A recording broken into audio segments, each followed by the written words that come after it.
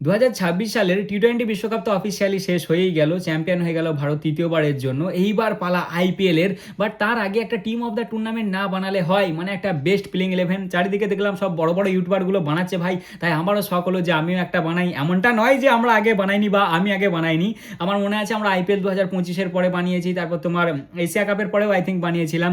But এইবারও মনে হলো যে আমি একটা বানাই ভাই। আইসিসি তো অফিসিয়ালি তাদের দিক থেকেও একটা team of the tournament announce করেছে, সেটাও আমরা একটু দেখবো, সেটা নিয়েও আমরা একটু বিচার বিবেচনা করব, ঠিক আছে? যদিও তারা জ্ঞানীগুণী লোকেরা মিলেই করেছে ভাই, আইসিসি থেকে করেছে মানে, বাট তারপরেও আমরা একটু বিচার বিবেচনা করব, আমরা নিজেরা একটা বানাবো, ঠিক আছে? অনেকেই বলছো যে দাদা আইপিএল নিয়ে আপডেট দাও, দাদা আইপিএল নিয়ে খবর দাও। আরে দেবো তো বস, আছি তো আমি। এইবার তো আইপিএলই চলবে, এবার তো আইপিএলেরই পালা গুরু। এখন তো 2 মাস সমানে খালি আইপিএলই চলবে। বাট এই সবে আমরা টি-20 ওয়ার্ল্ড কাপটা জিতলাম, সবে সবে এই একদিন হলো, দাঁড়াও একটু খুশিটা উদযাপন করতে দাও। চারিদিক থেকে কত সুন্দর কান্নার আওয়াজ আসছে, কত ভালো লাগছে বলো দেখিনি শুনতে। মানে একটা আলাদা লেভেলের স্যাটিসফ্যাকশন, বুঝলে, আলাদা লেভেলের খুশি পাওয়া যাচ্ছে। মানে আমরা ট্রফি জিতেছি জানা খুশি, তার থেকেও বেশি খুশি আমার চারিদিকের কান্নার আওয়াজ হচ্ছে, বুঝলে তো। এরা আর কিছু খুঁত পাচ্ছে না ভাই। কেউ কেউ বলছে এই দিকে আছে না, কোন দিকে আছে কি জানি ভাই, যাই হোক দুদিকে দুটো আছে তো। কেউ কেউ বলছে ভারত ভাই বড়লোক ছেলে, ভারত ডাকছে গরিবগুলোকে খেলতে, দিয়ে নিজেরাই জিতে যাচ্ছে। মানে অলরেডি সব ঠিক আছে যে ভারতই জিতবে, ভারত ক্রিকেটটার একবারে সব গোষ্ঠীর পাট মেরে ছেড়ে দিচ্ছে, এরকম কেউ কেউ বলছে। আবার এই দিকে যারা আছে না, তারা কোনো খুঁত পাচ্ছে না, তো গোটা ম্যাচে কিছু খুঁত পাওয়া যাচ্ছে না, কারণ নিউজিল্যান্ড এমন খেলেছে যে কিছুই বলা যাচ্ছে না। এরা কি করছে, ওই ড্যারেল মিচেলকে যে আমাদের আর্শদীপ পাজি বলে করে মেরেছে না, সেইটাকে খুঁত বের করছে। যে ভারত দেখো জেতার সত্ত্বেও ম্যাচে কেমন মারামারি করছে, কেমন ইচ্ছা করে মারছে, এ ও হেন তেন, মানে নানা রকম বাহানা মারছে। আর দ্বিতীয় হচ্ছে তোমার সেই গ্লেন ফিলিপ, দেখবে একটা ক্যাচ নিতে গিয়েছিল, ক্যাচ নিতে যেয়ে মানে সে ও তো ওড়ে ভাই, গ্লেন ফিলিপস তো ওড়ে, ওকে এলিয়ান ফিলিপস বলো, ঠিক আছে? ও ভাই সব উড়তে যাও, ক্যাচটা পায় না, সেইটা তারিফে এরা পঞ্চমুখ। ও গ্লেন ফিলিপস কি উড়েছে, কত সুন্দর ক্যাচ নিতে গিয়েছিল, ক্যাচটা হলো না, ক্যাচ হলে ম্যাচ ঘুরে যেত। আর ড্যারেল মিচেলেরটাকে নিয়ে, ড্যারেল মিচেলকে ইচ্ছা করে আরশদীপ মেরেছে, আরশদীপের মাটা কি এটা ঠিক হয়েছে? ওরা মেরে ম্যাচ জিতে চাইছে, মানে ভাই সে তুমি কথা শুনলে ওদের হেসে মরে যাবে, যদিও খুশি হচ্ছে ভেতর থেকে আলাদা রকম, বুঝলে তো। কারণ ভাই নাই নাই করে 3-4টে এরা বাপ পাল্টালে, কাজের কাজ তো এদের কিছুই হলো না, খালি বাপ পাল্টানোই হলো, লাভ কিছুই হলো না। যাই হোক ভাই, আর ওদেরকে নিয়ে বকে লাভ নেই। ওরা, আমি দেখলাম যে এই দুটো খুঁতি পেয়েছে, আর ওই দিক থেকে তো ভাই ওরা আবার আলাদা লেভেলের বকছে যে ভারত নাকি ক্রিকেটেরই গোষ্ঠীর পার্ট মেরে দিচ্ছে। তোরা বকে যা ভাই, তোরা খালি বকে যা, বুঝলি তো। তোমরা অনেকেই বলছে যে দাদা আইপিএলের আপডেট দাও, আইপিএলের আপডেট দাও। আমি আছি বস, আছি, আইপিএলের আপডেট তো দেবো। যারা সাবস্ক্রাইব করেন এখনো, কি করছো ইয়ার, সাবস্ক্রাইব করে নেবে। আর যারা ফেসবুকে দেখছো অবশ্যই ফলো করে নেবে, ঠিক আছে?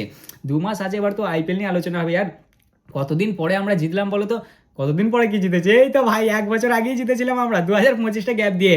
লাস্ট 4 বছরে আমাদের 3টে আইসিসি ট্রফি হলো, মানে মুখের কথা লাডলে ভাই। একটা টাইমে আমরা দেখেছি 2019 দেখেছি, 23 দেখেছি, তার আগে 2014 দেখেছি। ভাই কত খারাপ টাইম আমাদেরকে দেখতে হয়েছে। তাহলে এখন কেন খুশি হবো না বলো, কেন খুশি হবো না? আমাদেরই দেখছি কিছু কিছু লোক বলছে যে বোরিং লাগছে, ভালো লাগলো না দেখতে। এইবারে টি-20 ওয়ার্ল্ড কাপে সেরকম মজা এলো না, ভারতই খালি চ্যাম্পিয়ন হচ্ছে। আরে বস, আমাদেরকে এর আগে কত কি দেখে আসতে হয়েছে, সেইগুলো তোমরা ইমাজিন করো ভাই।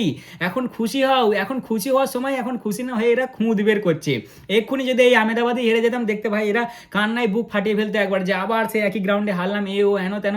এখন জিতে গেছে, এখন ভাই বলছে যে দেখো এবার রোহিত কোহলির, রোহিত কেন, হ্যাঁ রোহিত আর তোমার মাহির পরে এবার ভাই সূর্যাকে ওই লিস্টে রাখতে হবে।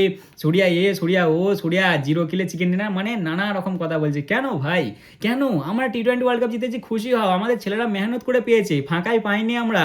আর এর আগে আমাদেরকে কি দিন দেখতে হয়েছে ভাবো, আমরা কি কি দিন দেখেছি। 2014 টি-20 ওয়ার্ল্ড কাপ সহ্য করেছি আমরা, 2016 টি-20 ওয়ার্ল্ড কাপ সহ্য করেছি, 2017 চ্যাম্পিয়ন্স ট্রফি, 2019-এর ওয়ার্ল্ড কাপ, 2022-এর টি-20 ওয়ার্ল্ড কাপ, 2023-এর ফাইনাল। তাহলে এত কিছু সহ্য করে আসার পরে এখন আমাদের একটু খুশির দিন এসছে, আমাদের ছেলেরা ব্যাক টু ব্যাক ট্রফি জিতছে।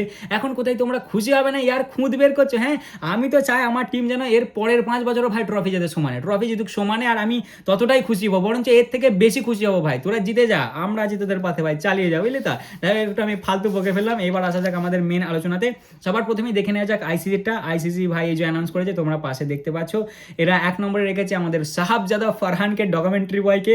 2 নম্বরে আমাদের সঞ্জুদা, 3 নম্বরে ঈশানদা, 4 নম্বরে মার্করাম, 5 নম্বরে হার্দিক পান্ডিয়া, 6 নম্বরে জ্যাক্স, 7 নম্বরে জেসন হোল্ডার, 8 নম্বরে বুমরাদা, 9 নম্বরে লুঙ্গি, 10 নম্বরে রাশিদ এবং 11 নম্বরে ব্লেসিং মুজরাবানি। আর 12 নম্বর প্লেয়ার হিসেবে রেখেছে ভান শালভিক, এরকম টাইপের এনার একটা কিছু নাম, এনাকে রেখেছে 12 নম্বরে। মোটামুটি ঠিকই আছে, খুব খারাপ করিনি ভাই। এরা ওপেনারে সাহাবজাদাকে দিয়েছে, যদিও ডিজার্ভ করে ভাই, টুর্নামেন্টের সব থেকে বেশি রান বানিয়েছে।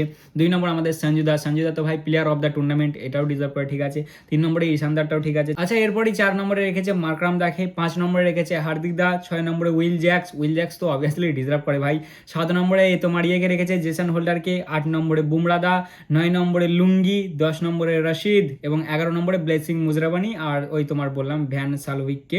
তা মোটামুটি সবই ঠিক আছে, খুব খারাপ করিনি ভাই, খুব খারাপ কি বলছি ভাই, ভালোই করেছে অলমোস্ট, ঠিক আছে। আইসিসি যেটা ভালো বুঝেছে সেটা করেছে, সবই ঠিক আছে মোটামুটি। খালি এখানে আমাদের দুবেদাকে জায়গা দিইনি, আর দুবেদা ডিজার্ভ করে ভাই। এখানে আমাদের পাওয়ার হিটার দুবেকে তোমরা কি করে জায়গা না দিয়ে থাকতে পারো ভাই, আমার এটাই অবাক লাগলো যে আমাদের দুবেদাকে এখানে জায়গা দিইনি। আমাদের ইন্ডিয়ার 4টে প্লেয়ার জায়গা পেয়েছে, আর বাকি মোটামুটি সব জায়গা থেকে একটা একটা করে ম্যানেজ করে দিয়েছে।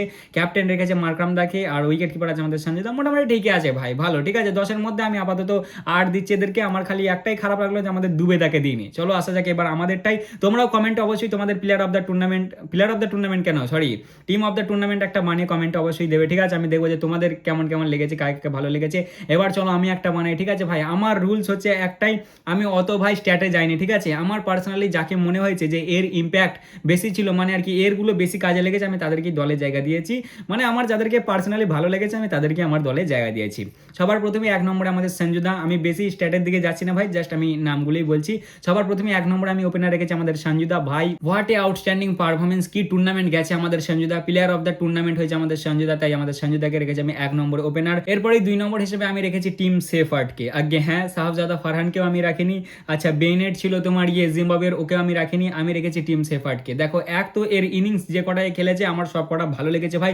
ফারহানও ভালো খেলেছে, কিন্তু ফারহান যে জায়গায় খেলেছে সেগুলো আমার একটু মানে আর কি কেমন লেগেছে আর কি। হ্যাঁ ও 2টো সেঞ্চুরি মেরেছে, বাট তারপরেও আমার অতটা খাস লাগেনি ফারহানকে, তাই আমি ভাই ফারহানকে রাখিনি, আমি রেখেছি সেফার্টকে। এছাড়াও সেফার্টকে রাখার আরেকটা কারণ হচ্ছে যেহেতু এদের দল সেমিফাইনালে গেছে, ঠিক আছে, বাট এদের সেমিফাইনালে যাওয়ার সত্ত্বেও আমি অন্য কোনো প্লেয়ারকে আর এদের আমার প্লেইং 11-এ জায়গা দিতে পারছিলাম না, ওই জন্য আমি সেফার্টকে রেখেছি ওপেনারের জায়গায়, ঠিক আছে। তাই আমার 2টো ওপেনার হচ্ছে সঞ্জুদার সাথে তোমার সেফার্ট, কিপিং করবে আমাদের সঞ্জুদা, ঠিক আছে। সেফার্ট ফিল্ডিং করবি ভাই তুই। 3 নম্বরে আমি রেখেছি ঈশান দাকে, এখানে তো কোনো ডাউটই নাই ভাই। 4 নম্বরে আমারও থাকছে মার্করাম, যে ক্যাপ্টেন তোমার আইসিসি ওয়ালারাও মার্করামকে ক্যাপ্টেন করেছে, আমিও মার্করামকে ক্যাপ্টেন করেছি। যদিও মার্করাম ভাই যেতে পারেনি সেমিফাইনাল পর্যন্ত, পৌঁছাতে পারেনি মার্করামের টিম, বাট তারপরেও মার্করাম ভাই হেভি করেছে, বুঝলে তো, মানে যেটুকুনি টুর্নামেন্টটা খেলে এসেছে খুব ভালো করেছে, তাই আমি মার্করামকে রেখেছি 4 নম্বরে। এখানে হিটমায়ারের অপশন ছিল, বাট মার্করাম ইজ মার্করাম ভাই। মার্করাম যদিও ওপেনার, বাট কি করবো বলো, সব ওপেনারগুলোই ভালো পারফরমেন্স দিয়েছে। দেখো না, ফিন অ্যালেন ভালো পারফরমেন্স দিয়েছে, টিম সেফার্ট ভালো পারফরমেন্স দিয়েছে, সঞ্জুদা ভালো পারফরমেন্স দিয়েছে, এই বেনেট ছিল ভালো পারফরমেন্স দিয়েছে, সাহাবজাদা ফারহান ভালো পারফরমেন্স দিয়েছে। তারপর আরও জায়গায় জায়গায় দেখুন আমাদের সঞ্জু দাও তো সঞ্জুকে নেয়, ঈশান দাও তো প্রথমের দিকে ওপেনিং করছিল, তারপরে এই যে মার্করাম আছে, সবাই ভাই ওপেনারগুলোই বেশি ভালো পারফরমেন্স দিয়েছে, ওই জন্য এদেরকে একটু নিজে দিকে লাভাতে হয়েছে। 4 নম্বরে রেখেছি আমি মার্করাম দাকে। 5 নম্বরে রেখেছি আমি ওয়ান অ্যান্ড অনলি আমাদের হার্দিক দাকে, ক্লাচ হার্দিক পান্ডিয়া। হ্যাঁ যদিও বাকিদের তুলনায় মানে বাকিদের সাথে তুলনা করলে হয়তো সেই লেভেলের টুর্নামেন্টটা হয়নি, মানে খুব টপ নচ লেভেলের হার্দিকদার হয়তো হয়নি, সঞ্জুদার যেমন হয়েছে বা বুমরাদার যেমন হয়েছে, বাট হার্দিক আমার লাকি চাম ভাই, আমি হার্দিককে পারছি না আমি বসাতে। এখানে অপশন ছিল তোমার সিকান্দার রাজার অপশন ছিল, জেসন হোল্ডারের অপশন ছিল, বাট আমি হার্দিক পান্ডিয়া ভাই, ক্লাচ পান্ডিয়া, বুঝলে তো, মানে আমি ক্লাচ পান্ডিয়াকে ছাড়া আমি আমার টিম কল্পনাও করতে পারি না, ওই জন্য আমি ক্লাচ পান্ডিয়াকে রেখেছি 5 নম্বরে। 6 নম্বরে আমাদের দুবেদা ভাই, দুবেদার আমি আগেই বলেছি যে আমি বেশি তোমার স্ট্যাটের দিকে যাইনি, বাট ওই যে ইম্প্যাক্ট মানে ওই যে পারফরমেন্সগুলোর ইম্প্যাক্ট ওগুলো দেখে আমি আরও দাঁড় করিয়েছি। যেমন ওয়েস্ট ইন্ডিজের আগেনস্টে ওই 2টো 4 ব্যাক টু ব্যাক, যেদিন সঞ্জুদা 97 রান মারলো, ওই 2টো 4-এর বিশাল মাহাত্ম ছিল ভাই। তারপরে পাকিস্তানের বিপক্ষে লাস্টে এসে সেই রান, সাউথ আফ্রিকার সামনে একা দাঁড়িয়ে যাওয়া, আর একটা কোন টিমের বিপক্ষে 66 রান মেরেছে ভাই, মানে যে কটা ইনিংস খেলেছে না সত্যি ভাই সব কটা ইম্প্যাক্টফুল ইনিংস। যদিও বলে সেরকম পারফরমেন্স আসেনি, বলে খুব মার খেয়েছে, মানে এক কথায় বলতে গেলে বোলিং পুরোপুরি সাইডেই রাখো, ঠিক আছে, যা মার খেয়েছে ভাই পুরোপুরি সাইডে রাখাই ভালো। অ্যাজ এ ব্যাটারের দিক থেকে দেখতে গেলেও দুবেদা ভাই 6 নম্বরে একদম পারফেক্ট। এরপরে 7 নম্বরে উইল জ্যাক্স, এখানে তো কোনো ডাউটই নাই ভাই, 4টে প্লেয়ার অফ দ্য ম্যাচের অ্যাওয়ার্ড, মানে এটাই এনাফ ভাই, এটাই এনাফ একে দলে রাখার জন্য যে 4টে প্লেয়ার অফ দ্য ম্যাচ, যেমন বোলিংয়ে পারফরমেন্স দিয়েছে সেরকমই ব্যাটিংয়ে, ওই জন্য আমি 7 নম্বরে রেখেছি উইল জ্যাক্সকে। 8 নম্বরে আমি রেখেছি লুঙ্গিকে। হ্যাঁ লুঙ্গির টিমও আসতে পারিনি তোমার সেমিফাইনালে, বাট লুঙ্গি যে বোলিংগুলো করেছে না ভাই, বিশেষ করে ভারতের বিপক্ষে আরও অন্য দলের বিপক্ষেও দেখো লুঙ্গির বোলিং বিশাল ইম্প্যাক্টফুল বোলিং ছিল, বুঝলে তো, ওই জন্য আমি লুঙ্গিকে রেখেছি 8 নম্বরে। 9 নম্বরে আমি রেখেছি বুমরাকে, ওয়ান অ্যান্ড অনলি বুমরাদা, মানে বুমরাদাকে ছাড়া তো ভাই জাস্ট বানানোই যাবে না এই প্লেইং 11টা, ঠিক আছে। টপ উইকেট টেকার এই টুর্নামেন্টের, মানে ভরুণ দাও আছে যদিও, বাট বুমরাদা টপ উইকেট টেকার, ওই জন্য আমি বুমরাদাকে রেখেছি 9 নম্বরে। 10 নম্বরে আমি রেখেছি ওই ভ্যান সালোভিককে, এর তো টিম ভাই সেমিফাইনালে সুপার 8ও আসেনি, বাট উনি যেভাবে বোলিং করেছে না সত্যি ভাই জাস্ট ওনাকে সেলুট, বুঝলে তো, হেভি পারফরমেন্স দিয়েছে উনি। ওই যে উইকেট, ভারতের বিপক্ষে 4টে উইকেট, ওইটাতেই উনি আমার মনে জায়গা করে নিয়েছে, যেভাবে উনি পারফরমেন্স দিয়েছিল। পাকিস্তানের বিপক্ষে আই থিঙ্ক 4টে উইকেট নিয়েছিল, তাই ওই পারফরমেন্সই আমার মন জিতে নিয়েছে।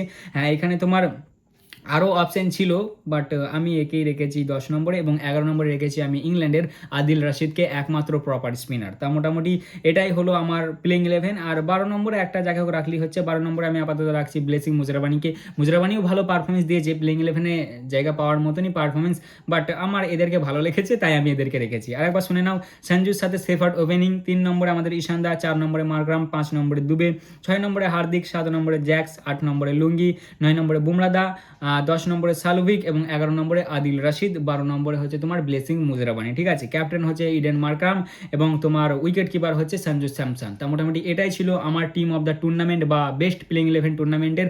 বাকি আমাদের টিম একাই এনাফ ভাই, বিশ্বের উল্টো দিকে কেন ভাই, মানে আমাদের টিমের আগেনস্টে তুমি একটা সব টিম মিলে প্লেইং 11 বানিয়ে দিলেও আমার এতটা ভরসা আছে যে আমাদের টিম হারিয়ে দেবে। হারিয়ে দিতে না পারলেও অ্যাটলিস্ট সেই রকম টক্কর দেওয়ার পাওয়ার আমাদের টিম রাখে। ঠিক আছে, তা মোটামুটি এই ছিল আজকের ভিডিও। কেমন লাগলো অবশ্যই জানাবে, ভালো লাগলে লাইক কমেন্ট শেয়ার অবশ্যই করবে। দেখা হচ্ছে আবার পরের ভিডিওতে, চলো ততক্ষণের জন্য টাটা।